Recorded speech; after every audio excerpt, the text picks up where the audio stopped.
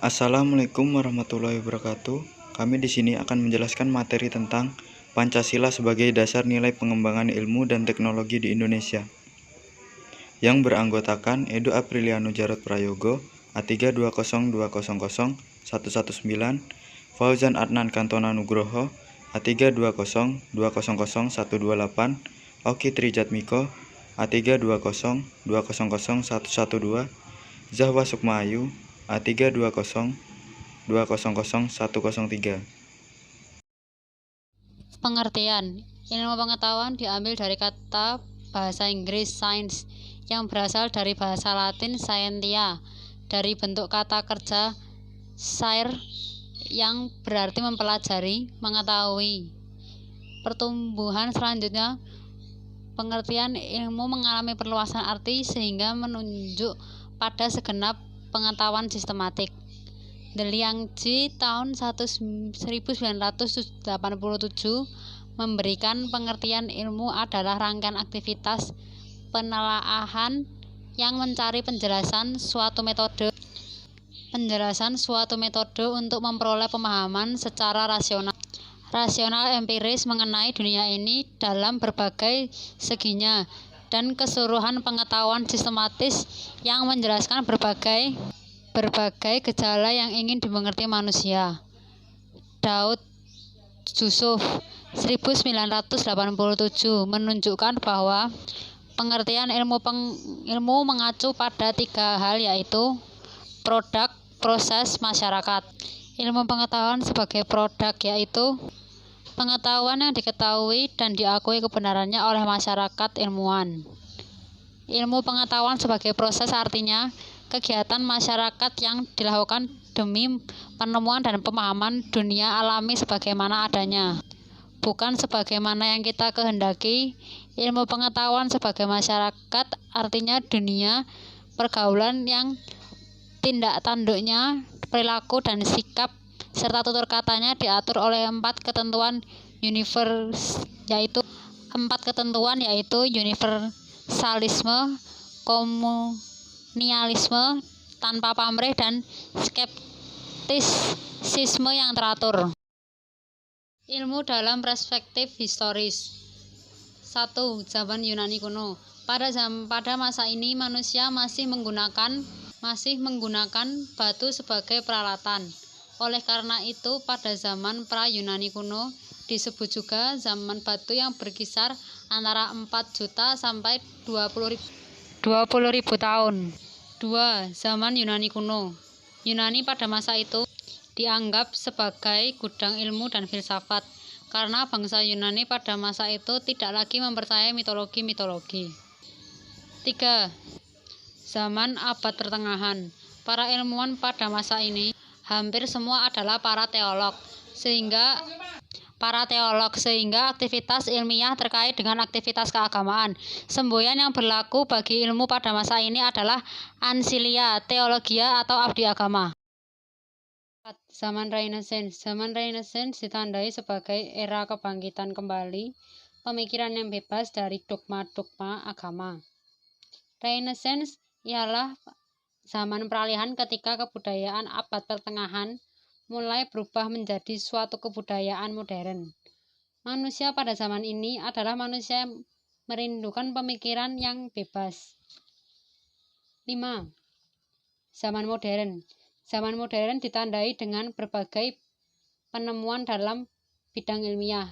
Perkembangan ilmu pengetahuan pada zaman modern sesungguhnya sudah dirintis sejak zaman Renaissance.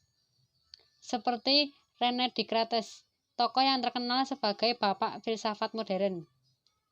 6.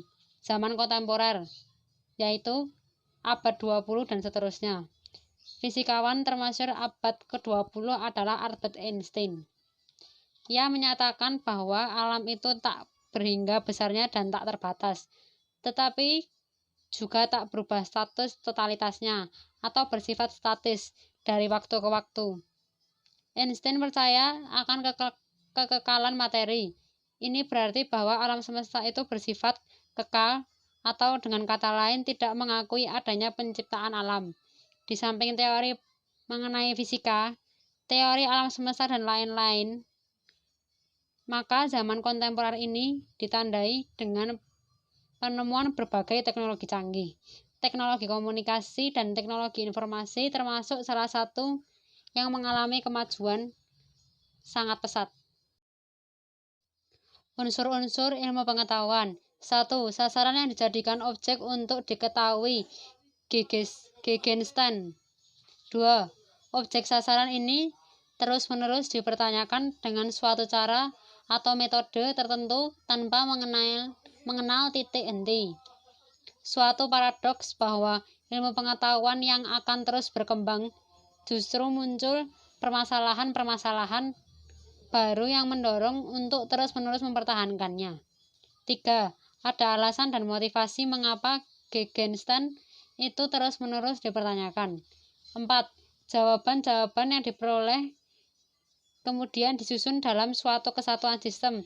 Kunto Wibisono 1985 dalam Dikti 2013. Ciri-ciri Liang-Ji, pengetahuan ilmiah mempunyai 5 ciri pokok. 1. Empiris. Pengetahuan itu diperoleh berdasarkan pengamatan dan percobaan. 2. Sistematis. Berbagai keterangan dan data yang tersusun sebagai kumpulan pengetahuan itu mempunyai hubungan ketergantungan dan teratur. 3. Objektif. Ilmu berarti pengetahuan itu bebas dari prasangka perseorangan dan kesukaan pribadi. 4. Analitis. Pengetahuan ilmiah berusaha membeda-bedakan pokok soalnya ke dalam bagian-bagian yang terperinci untuk memahami berbagai sifat, hubungan, dan peranan dari bagian-bagian itu. 5. Verifikatif. Dapat diperiksa kebenarannya oleh siapapun juga. Pancasila sebagai dasar nilai dalam strategi pengembangan ilmu dan teknologi. 1. Konsep Pancasila sebagai dasar nilai pengembangan ilmu. Pengertian Pancasila sebagai dasar nilai pengembangan ilmu dapat mengacu pada beberapa jenis pemahaman. Pertama, bahwa setiap ilmu pengetahuan dan teknologi atau IPTEK yang dikembangkan di Indonesia harus tidak bertentangan dengan nilai-nilai yang terkandung dalam Pancasila. Kedua, bahwa setiap IPTEK yang dikembangkan di Indonesia harus menyertakan nilai-nilai Pancasila sebagai faktor internal pengembangan IPTEK itu sendiri. Ketiga, bahwa nilai-nilai Pancasila berperan sebagai rambu normatif bagi pengembangan IPTEK di Indonesia. Artinya mampu mengendalikan IPTEK agar tidak keluar dari cara berpikir dan cara bertindak bangsa Indonesia. Keempat, bahwa setiap pengembangan IPTEK harus berakar dari budaya dan ideologi bangsa Indonesia sendiri atau yang lebih dikenal dengan istilah indigenisasi ilmu atau mempribumikan ilmu. 2. Pentingnya Pancasila sebagai dasar pengembangan ilmu. Pentingnya Pancasila sebagai dasar pengembangan ilmu dapat ditelusuri ke dalam hal-hal sebagai berikut. Pertama, pluralitas nilai yang berkembang dalam kehidupan bangsa Indonesia dewasa ini sering dengan kemajuan IPTEK menimbulkan perubahan dalam cara pandang manusia tentang kehidupan. Kedua, dampak negatif yang ditimbulkan kemajuan IPTEK terhadap lingkungan hidup berada dalam titik nadir yang membahayakan eksistensi hidup manusia di masa yang akan datang. Ketiga, perkembangan IPTEK yang didominasi negara-negara barat dengan politik global ikut mengancam nilai-nilai khas dalam kehidupan bangsa Indonesia seperti spiritualitas, gotong royong, solidaritas, musyawarah, dan cinta rasa keadilan. 3. Pancasila sebagai sumber nilai, kerangka berpikir, serta asas moralitas bagi pembangunan ilmu pengetahuan dan teknologi. Menurut Kailan, bahwa Pancasila merupakan satu kesatuan dari sila-silanya harus merupakan sumber nilai, kerangka berpikir, serta asas moralitas bagi pembangunan ilmu pengetahuan dan teknologi. Sila ketuhanan yang Maha Esa. IPTEK tidak hanya memikirkan apa yang ditemukan dibuktikan dan diciptakan, tetapi juga dipertimbangkan maksudnya dan akibatnya, apakah merugikan manusia dengan sekitarnya. Pengolahan diimbangi dengan pelestarian. Sila kemanusiaan yang adil dan beradab. Pembangunan iptek yang harus didasarkan pada hakikat tujuan demi kesejahteraan umat manusia. Iptek harus dapat diabdikan untuk peningkatan harkat dan martabat manusia, bukan menjadikan manusia sebagai makhluk yang angkuh dan sombong akibat dari penggunaan iptek. 3. Sila Persatuan Indonesia. Iptek harus dapat dikembangkan untuk memperkuat rasa persatuan dan kesatuan bangsa, dan selanjutnya dapat dikembangkan dalam hubungan manusia Indonesia dengan masyarakat internasional. Nomor 4. Sila Kerakyatan yang dipimpin oleh hikmah kebijaksanaan dalam permusyawaratan perwakilan, mendasari pengembangan iptek secara demokratis. Artinya, setiap ilmuwan haruslah memiliki kebebasan untuk mengembangkan iptek. Selain itu, dalam pengembangan iptek, setiap ilmuwan juga harus menghormati dan menghargai kebebasan orang lain, dan harus memiliki sikap yang terbuka, artinya terbuka untuk dikritik, dikaji ulang, maupun dibandingkan dengan penemuan teori lain. Nomor 5. Sila keadilan sosial bagi seluruh rakyat Indonesia. Kemajuan iptek harus dapat menjaga keseimbangan keadilan dalam kehidupan kemanusiaan, yaitu keseimbangan keadilan dalam hubungannya dengan diri sendiri, manusia dengan Tuhannya, manusia dengan manusia lain, manusia dengan masyarakat, bangsa dan negara, serta manusia dengan alam lingkungannya. Esensi Pancasila sebagai dasar nilai pengembangan ilmu. Sila pertama, ketuhanan yang Maha Esa, memberikan kesadaran bahwa manusia hidup di dunia ibarat sedang menempuh ujian, dan hasil ujian akan menentukan kehidupannya yang abadi di akhirat nanti.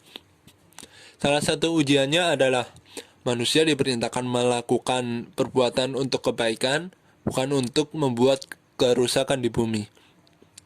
Sila kedua, kemanusiaan yang adil dan beradab, memberikan arahan baik bersifat universal maupun khas terhadap ilmuwan dan ahli teknik di Indonesia. Asas kemanusiaan atau humanisme menghendaki agar perlakuan terhadap manusia harus sesuai dengan kodratnya sebagai manusia. Sila ketiga, Persatuan Indonesia, memberikan landasan esensial bagi kelangsungan Negara Republik Indonesia atau NKRI. Untuk itu, ilmuwan dan ahli teknik Indonesia perlu menjunjung tinggi asas persatuan Indonesia dalam tugas-tugas profesionalnya. Sila keempat, kerakyatan yang dipimpin oleh hikmat kebijaksanaan dalam permusyawaratan perwakilan, memberikan arahan asas kerakyatan yang mengandung arti bahwa pembentukan negara Republik Indonesia ini adalah oleh dan untuk semua rakyat Indonesia. Setiap warga negara mempunyai hak dan kewajiban yang sama terhadap negara. Sila kelima, keadilan sosial bagi seluruh rakyat Indonesia, memberikan arahan agar selalu diusahakan tidak terjadinya jurang atau gap kesejahteraan di antara bangsa Indonesia. Ilmuwan dan ahli teknik yang mengelola industri perlu selalu mengembangkan sistem yang memajukan perusahaan sekaligus menjamin kesejahteraan karyawan. Selama ini pengelolaan industri lebih berorientasi pada pertumbuhan ekonomi, dalam arti keuntungan perusahaan, sehingga cenderung mengabaikan kesejahteraan karyawan dan kelestarian lingkungan. Kesimpulan, 1.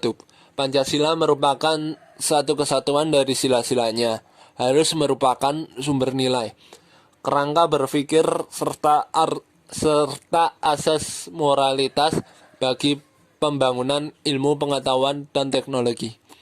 2. Pengembangan ilmu dan teknologi, terlebih yang menyangkut manusia, haruslah selalu menghormati martabat manusia, haruslah meningkatkan kualitas hidup manusia baik sekarang maupun di masa depan, membantu pemekaran komunitas manusia baik lokal, nasional maupun global, harus terbuka untuk masyarakat lebih lebih-lebih yang memiliki dampak langsung kepada kondisi hidup masyarakat dan ilmu dan teknologi. Hendaknya membantu penciptaan masyarakat yang semakin lebih adil.